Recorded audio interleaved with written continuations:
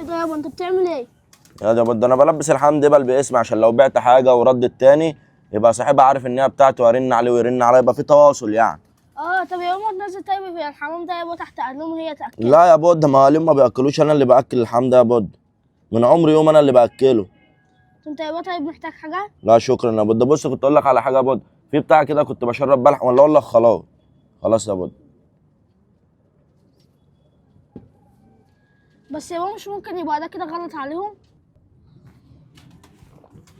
لا يا بود عمره ما كان غلط يا حبيبي، يا ابني الحمام ده طول عمره نضيف يا حبيبي ما تخافش، وبعدين ده الحمام ده اطهر طير على الارض. بس انا يابا كده خايف عليك، اصل يابا المسألة دي كده مش نضيفه. يا حبيب قلبي ما انا قبل ما بحط ميه في المسقه دي بص بفضل اغسلها بكلور وبعقمها، يعني مش بحط لهم ميه كده وخلاص، اكن انا اللي اشرب منها بالظبط.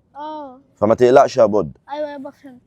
يلا روح شوف تروح انت رايح درسك ولا رايح فين؟ ماشي. طب هتحتاج حاجه طيب اجيبها لك وانا جاي؟ لا شكرا يا بود. ماشي يابا.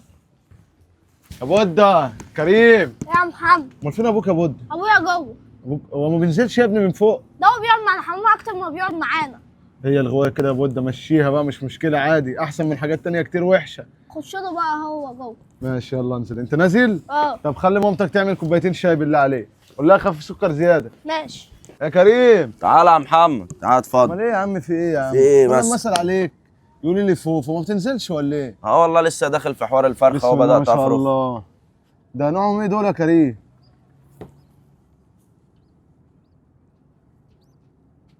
انا مش عارف يا كريم انت ما بتقرفش منهم ازاي والله. نقرف منهم يا جدع، عيب عليك اللي انت بتقول ده، انت غاوي عارف ان الحمام ده اطهر طير على الارض.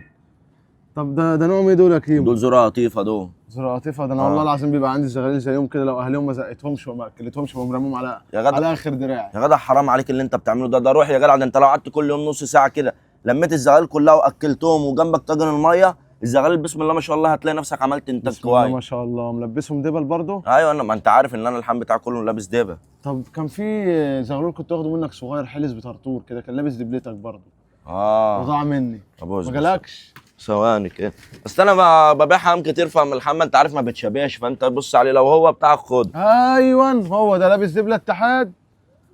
ايوه لابس دبلته، ايه الدبله الصفرا. ايوه بس انا ببيع كريم لكذا يعني. حد يعني. طيب ماشي والله العظيم فيك الخير يا يا كريم، عم واحد غيرك والله العظيم ما هيطمع فيه. ليه يا عم والله ما حاجه مستاهله. ماشي يا اصلح كريم، حركه ربنا ربنا.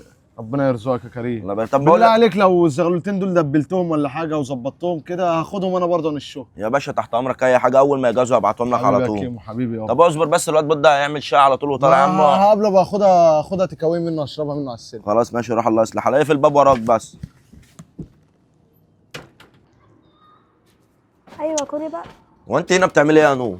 ايه يا بابا، كنت باكل الزغلوله ديت عشان لسه مولوده. ما لسه مولوده يا نور، انا مش قايل لك مالكيش دعوه بالحمام يا نور، واهتم بدراستك، والحمام انا بهتم بيه. يا انت بقى مهتم بشغلك عشان اهتم بدراستي، ما انت برضه بتطلع للحمايه. يا ست ماشي، انا خلاص مستقبلي عرفته وحددت مستقبلي وبروح شغلي وباجي اقعد مع الحمام، لكن انت لسه في دراستك يا نور، مالكيش دعوه يا نور بعد اذنك. وريني كده الزغلول ده، مالكيش دعوه بالحمام يا نور ماشي. انت جايباه حاضر يا منين ده؟ بابا. كنت جايباه من هنا.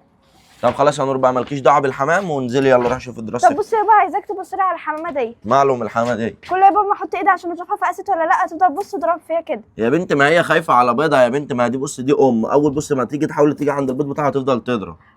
هو الحمام كده بطبعه حنين، فمالكيش دعوه بقى عشان البيض بتاعها ما يتكسرش. يلا انزلي بقى يا نور. خد يا بابا. انزلي يلا.